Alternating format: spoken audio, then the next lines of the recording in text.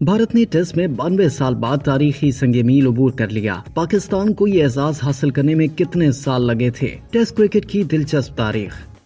بھارت نے تاریخ میں پہلی مرتبہ اپنے ٹیسٹ میچوں میں فتوحات کی تعداد کو شکستوں کی تعداد سے آگے بڑھا دیا، تاہم اسے یہ اعزاز حاصل کرنے کے لیے 92 سال لگ گئے، جبکہ پاکستان نے یہ اعزاز ٹیسٹ کرکٹ کے آغاز کے تیسرے سال میں ہی اپنے نام کر لیا تھا۔ بھارتی کرکٹ ٹیم نے 92 سال طویل انتظار کے بعد چنئی ٹیسٹ میں بنگلہ دیش کو 280 رن سے شکست دے کر ایک تاریخی کامیابی حاصل کی۔ اس فتح کے ساتھ 2 میچز کی سیریز میں ہوم ٹیم کو 1-0 کی برتری حاصل ہو گئی۔ بھارت نے 1932 میں اپنا پہلا ٹیسٹ سی کے نائیڈو کی قیادت میں کھیلا تھا اور اس میں 158 رنز کی شکست کا سامنا کیا تھا۔ اس وقت سے بھارت کبھی بھی ٹیسٹ کرکٹ میں فتوحات کی تعداد کو شکستوں سے زیادہ نہیں کر پایا تھا۔ بنگلہ دیش کے خلاف اس جیت کے ساتھ بھارت کی ٹیسٹ کرکٹ میں فتوحات کی تعداد 179 ہو گئی، جبکہ اس کی شکستوں کی تعداد 178 ہے۔ اگر میچز کی تعداد کے اعتبار سے دیکھا جائے تو بھارت کو شکست کے مارجن کو فتوحات کے مقابلے کم کرنے میں 581 میچز لگے، جبکہ پاکستان نے یہ اعزاز 16ویں میچ میں ہی حاصل کر لیا تھا۔ آسٹریلیا نے اپنے پہلے میچ میں ہی اعزاز حاصل کر لیا تھا۔ افغانستان نے 3 میچز، پاکستان نے 16، انگلینڈ نے 23،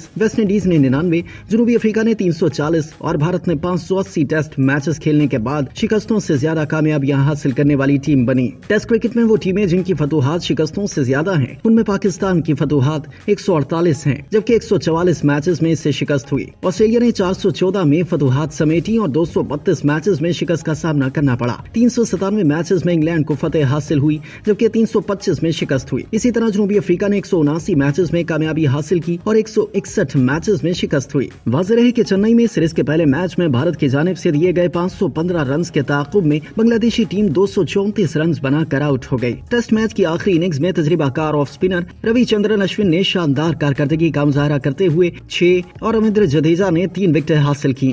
بنگلہ دیش کے کپتان نجم الحسن شاتو نے 127 گیندوں پر 82 رنز بنائے، لیکن اپنی ٹیم کے لیے میچ نہ بچا سکے۔ پہلی اننگز میں سینچری بنانے اور آخری اننگز میں 6 وکٹیں لینے پر روی چندرن اشون کو میچ کا بہترین کھلاڑی قرار دیا گیا۔